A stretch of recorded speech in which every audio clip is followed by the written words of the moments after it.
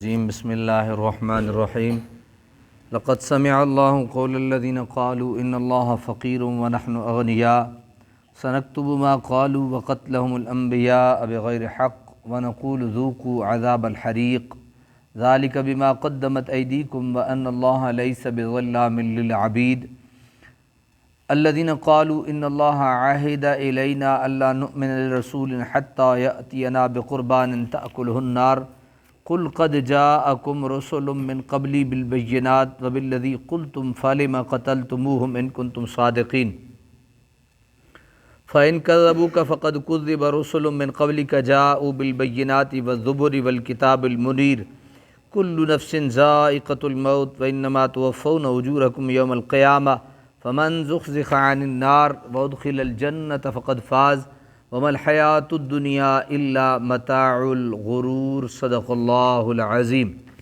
آیت نمبر 180 سے لے کے انشاءاللہ آیت نمبر 185 تک ہم سماعت کریں گے۔ لقد سمع اللہ، بے شک سنا اللہ تعالیٰ نے، قول قول الذین قالوا ان اللہ فقیر، ان گستاخوں کا جنہوں نے کہا کہ اللہ مفلس ہے۔ اللہ کیا ہے؟ مفلس ہے۔ اللہ نے ان گستاخوں کا قول سنا۔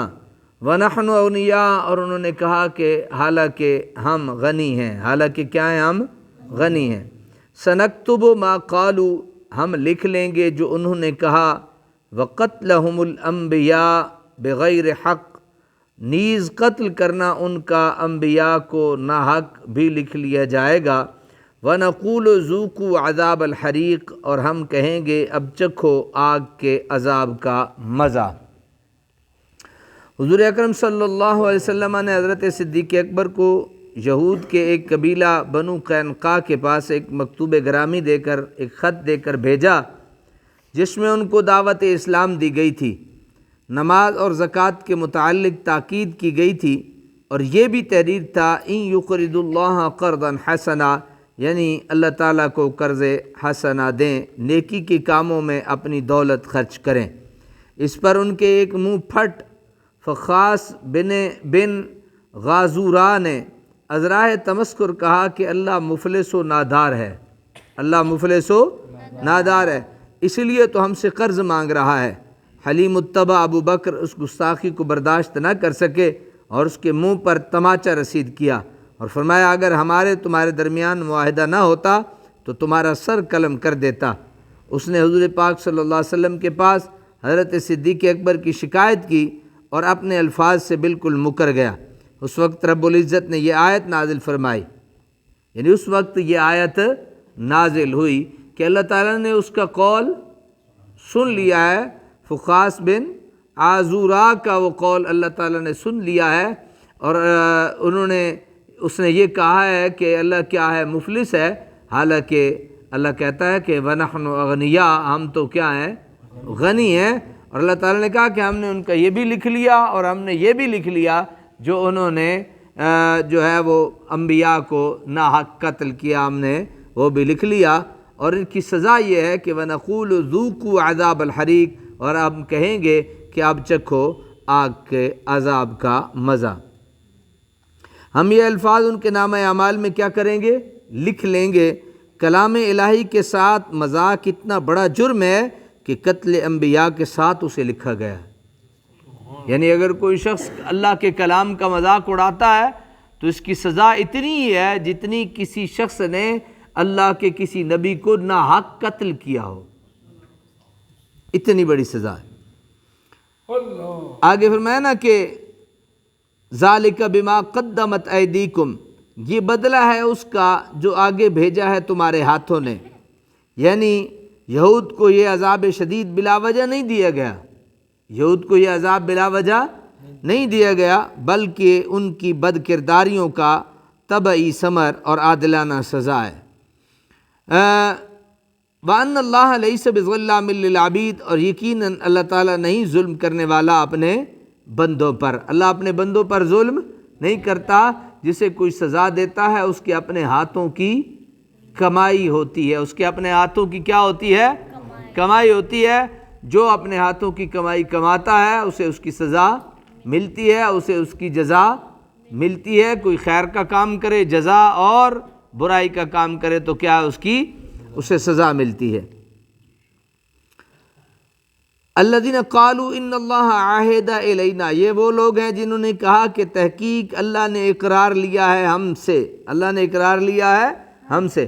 یہود نے جو فن حیلہ سازی کے امام تھے، یعنی بڑے یہودی جو تھے نا، حیلہ سازی کرنے میں بڑے ماہر تھے، حضور پر ایمان نہ لانے کا ایک اور عذر تراشا، ایک اور بہانہ بنایا، کہنے لگے کہ ہم تو آپ کو نبی نہیں مان سکتے۔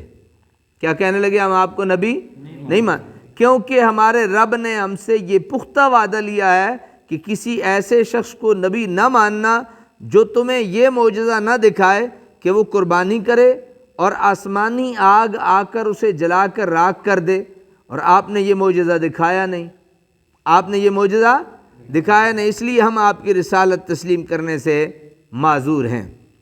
قرآن نے ان کے اس عذر کو بھی باطل کر دیا۔ تمہاری مقدس کتابوں میں یہ تو ہے کہ بعض انبیاء نے یہ معجزہ دکھایا کہ ان کی دعا سے آسمان سے آگ اتری اور ان کی قربانی کو جلا گئی، لیکن یہ تصریح نام کو بھی نہیں کہ جو نبی یہ معجزہ نہ دکھائے اس پر ایمان نہ لانا۔ یہی تمہاری کتابوں میں نہیں لکھا کہ جو نبی ایسا معجزہ نہ دکھائے اس پہ ایمان نہ لانا، اگرچہ اس کی صداقت کی اور واضح دلیلیں موجود ہیں۔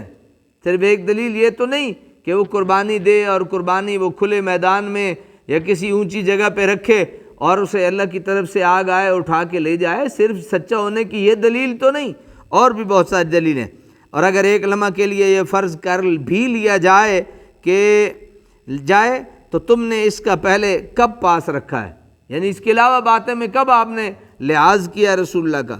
تمہیں جن کا دامن معصوم انبیاء کے پاک خون سے، وہ انبیاء جن سے یہ معجزہ ظاہر ہوا ان کے ساتھ بھی تم نے کفر کیا، اور پھر زبانی کفر پر ہی بس نہیں کی بلکہ ان کو قتل تک کر دیا۔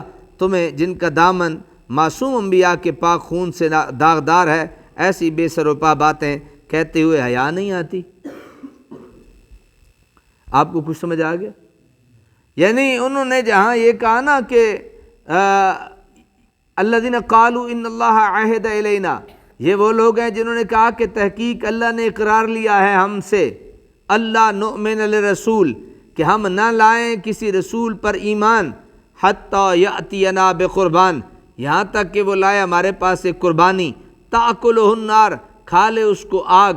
قل قد جاءکم رسل من قبلی بالبینات، آپ فرمائیے آ چکے تمہارے پاس رسول مجھ سے پہلے بھی دلیلوں کے ساتھ، وبالذی قلتم، اور اس معجزہ کے ساتھ بھی جو تم کہہ رہے ہو، فلم قتلتموہم، تو کیوں قتل کیا تھا تم نے انہیں؟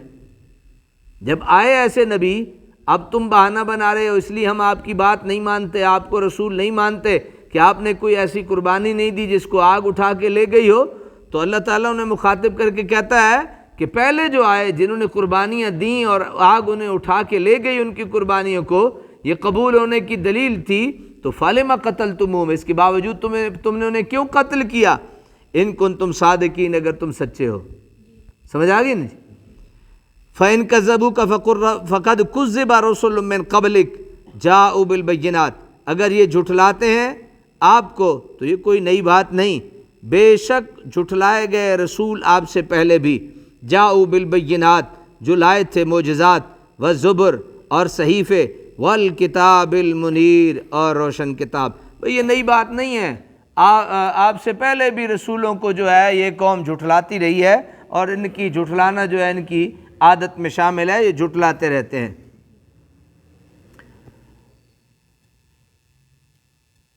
بینات سے مراد معجزات اور عقلی دلائل ہیں۔ زبر جمع ہے زبور کی، اس کا معنی واعظ و نصیحت ہے، اور کتاب سے مراد وہ صحیفہ ہے جس میں شریعت کے احکام درج ہوں۔ مولا تعالیٰ اپنے حبیب کو تسلی دے رہا ہے کہ منکرین حق کا یہ پرانا شیوہ ہے کہ انہوں نے ہر اس نبی کو جھٹلایا جو اپنی سچائی کی روشن اور ناقابل تردید دلیلیں لے کر آیا۔ کل نفس ذائقۃ الموت، ہر نفس چکھنے والا ہے موت کو، ہر نفس چکھنے والا ہے موت کو، یعنی اس کا یہ معنی کرنا ٹھیک نہیں۔ مناسب نہیں یہ معنی کرنا کہ ہر نفس موت کا ذائقہ چکھے گی، ہر نفس موت کا ذائقہ، بلکہ بہترین اس کا ترجمہ یہی ہے ہر نفس چکھنے والا ہے موت کو، ہر نفس چکھنے والا ہے موت کو۔ وَإِنَّمَا تُوَفَّوْنَ أُجُورَكُمْ يَوْمَ الْقِيَامَةِ، اور پوری مل کر رہے گی تمہیں تمہاری مزدوری قیامت کے دن۔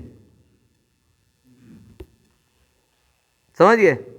یعنی جو کیا وہ، جو بویا وہ کاٹا جائے گا، اور ملے گا جو دنیا میں کرتے رہے ہو اس کا سارے کا سارا تمہیں مزدوری تمہیں قیامت والے دن ملے گی۔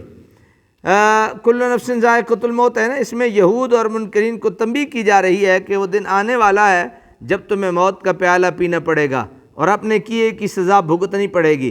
اس میں ان مسلمانوں کے لیے بھی تسلی بھی ہے جو قبول اسلام کے بعد اپنوں اور بیگانوں کے مظالم کا ہدف بنے ہوئے تھے، کہ گھبراؤ نہیں، حق کے لیے اپنی زندگی کی 4 روز جیسے گزرتے ہیں گزار لو، وہ دن آنے والا ہے جب تمہیں اس کا اجر عظیم عطا فرمایا جائے گا۔ فمن زحزح عن النار، پس جو شخص بچا لیا گیا آتش دوزخ سے، وادخل الجنت فقد فاز، اور داخل کیا گیا جنت میں، فقد فاز، تو وہ کامیاب ہو گیا۔ وما الحیات الدنیا الا متاع الغرور، اور نہیں یہ دنیاوی زندگی مگر ساز و سامان غرور، دھوکے میں ڈالنے والا۔ یہ دنیا کی زندگی صرف کیا ہے؟ دھوکے میں ڈالنے والی ایک زندگی ہے۔